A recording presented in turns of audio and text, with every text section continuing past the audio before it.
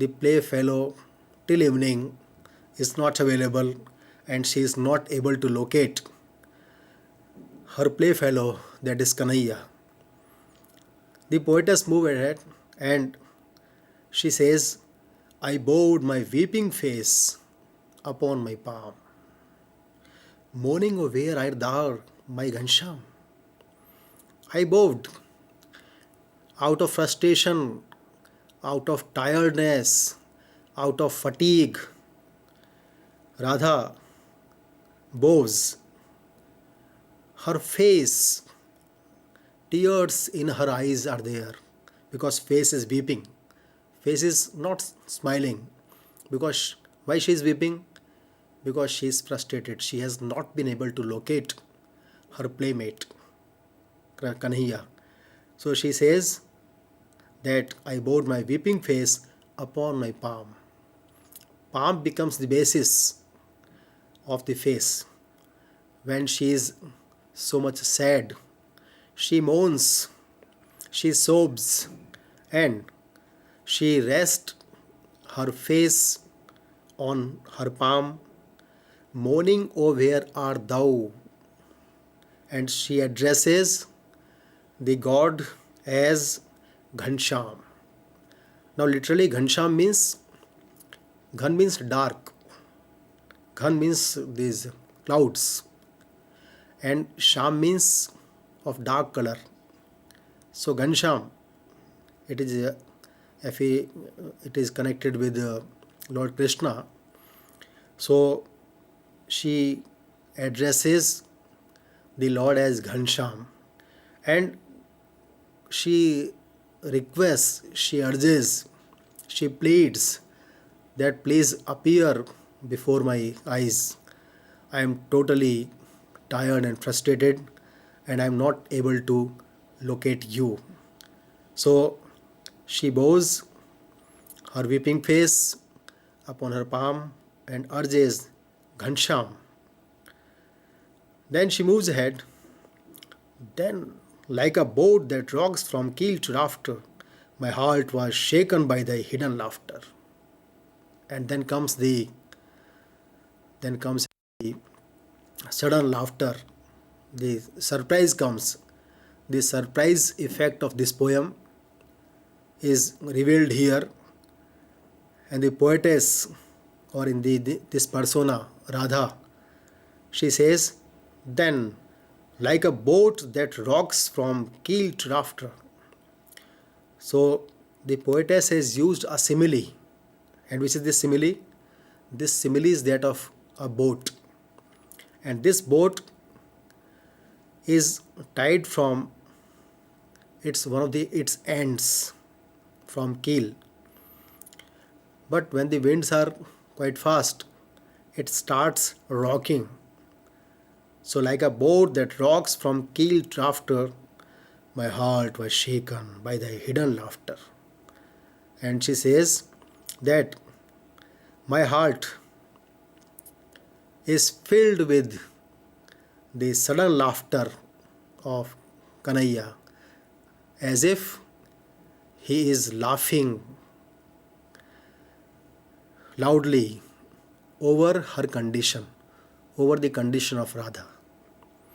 So my heart is filled with a loud laughter, and this laughter is not seen. This is a kind of hidden laughter.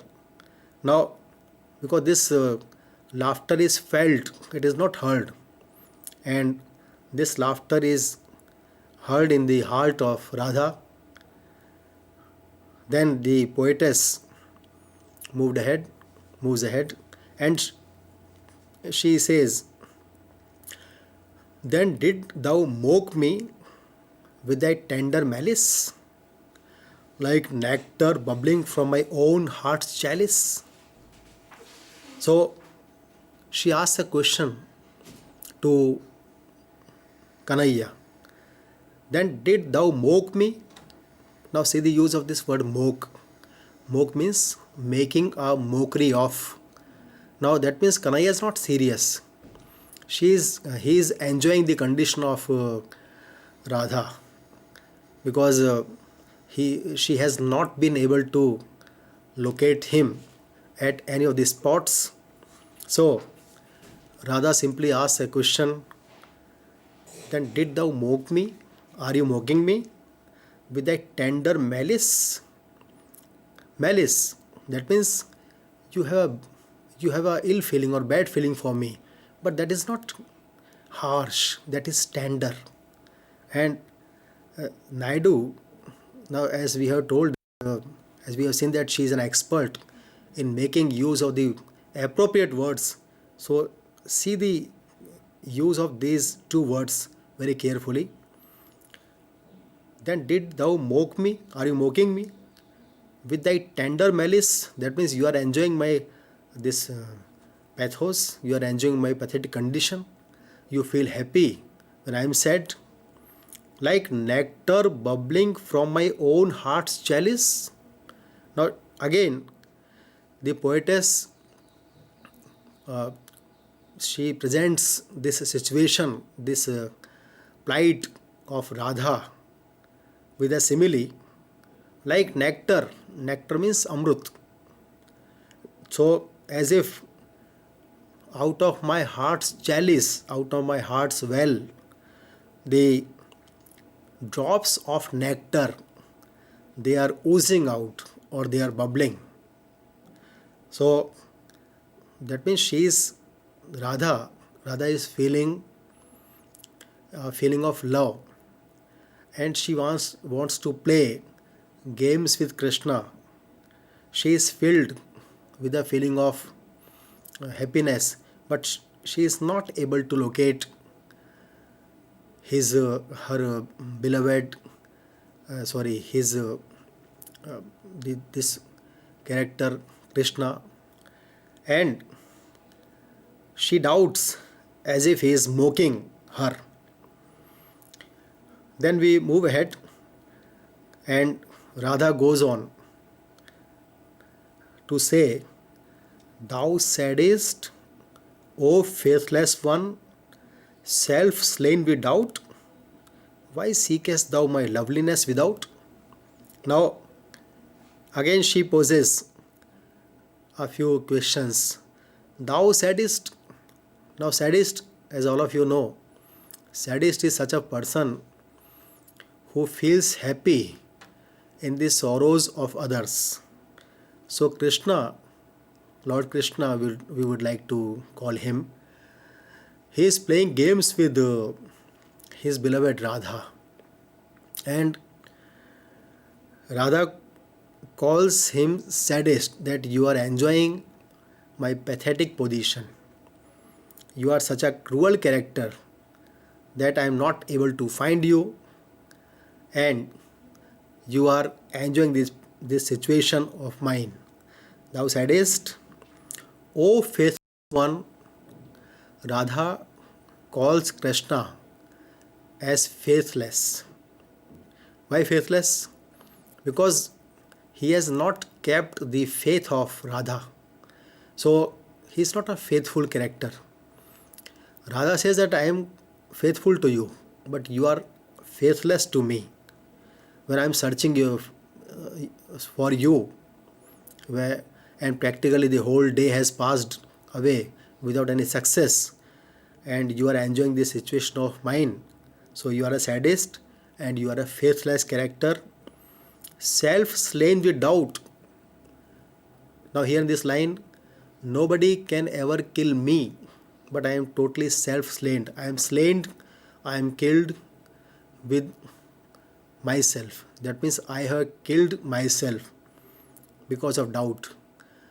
My mind is in a state of doubt whether I would be able to ever meet my Kanhaiya, my Krishna, ever or no. Why seekest thou my loveliness without?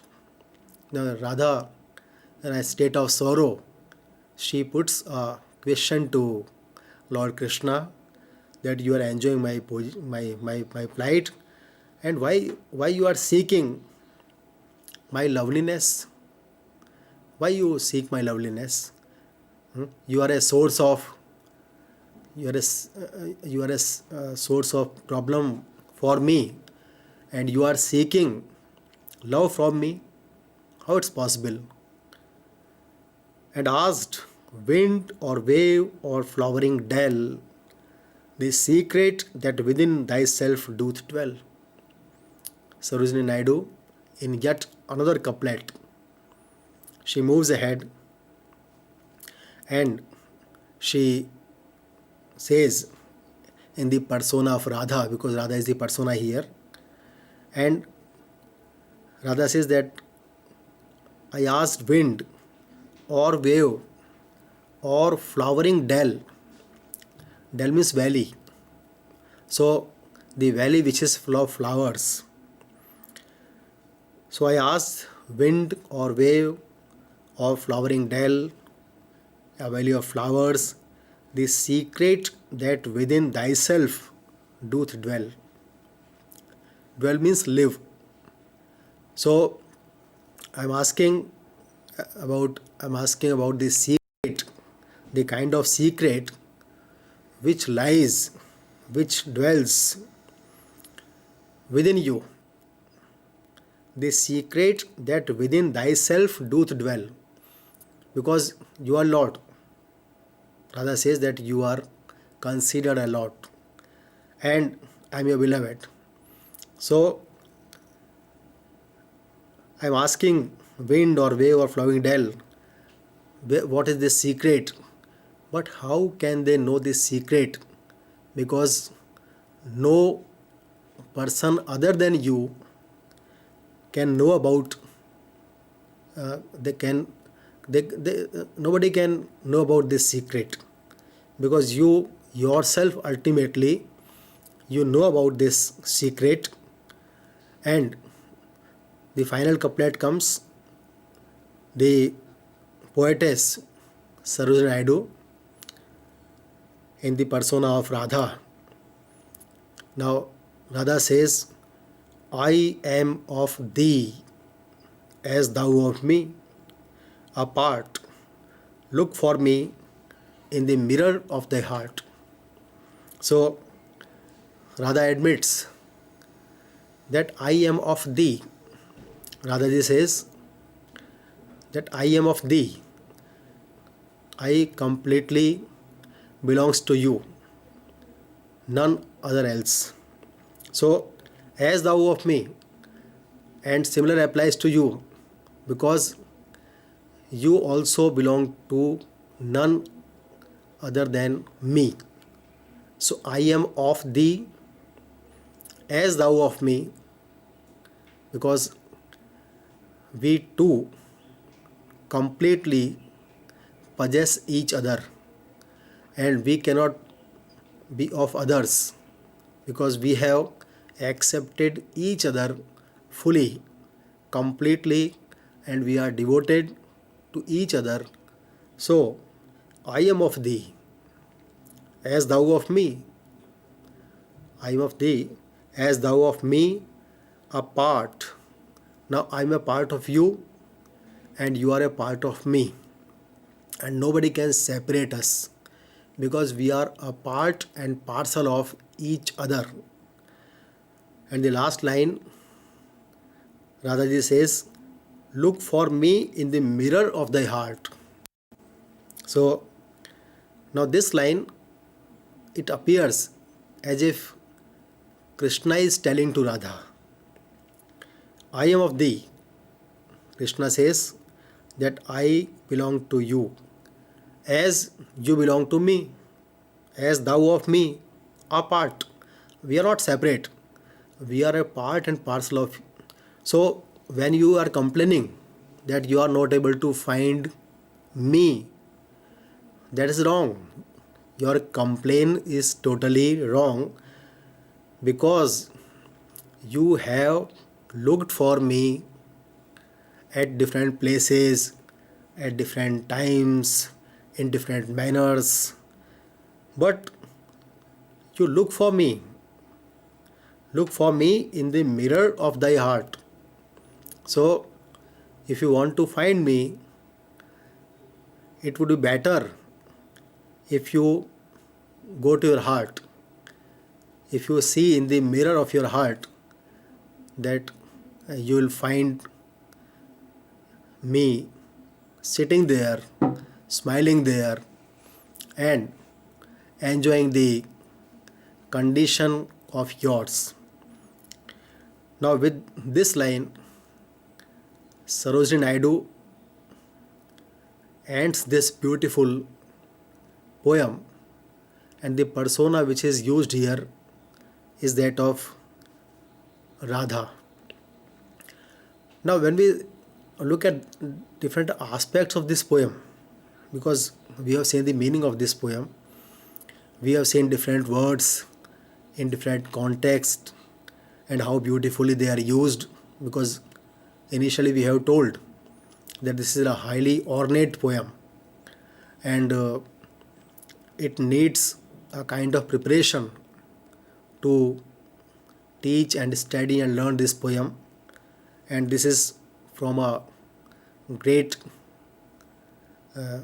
master of poetry, Sarojini Naidu.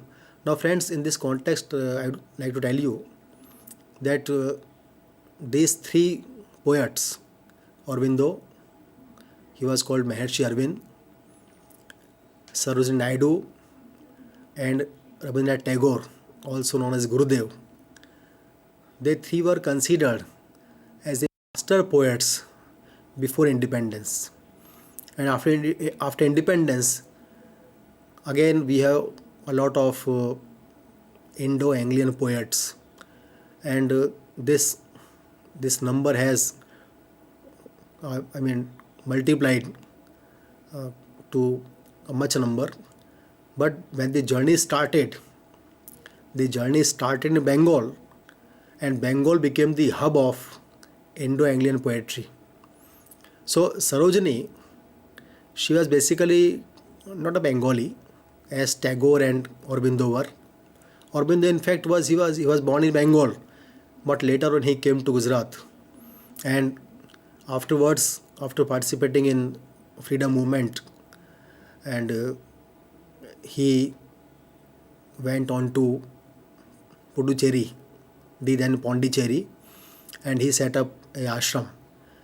So Aurobindo, he also started composing Indo-Anglian poetry. Tagore also joined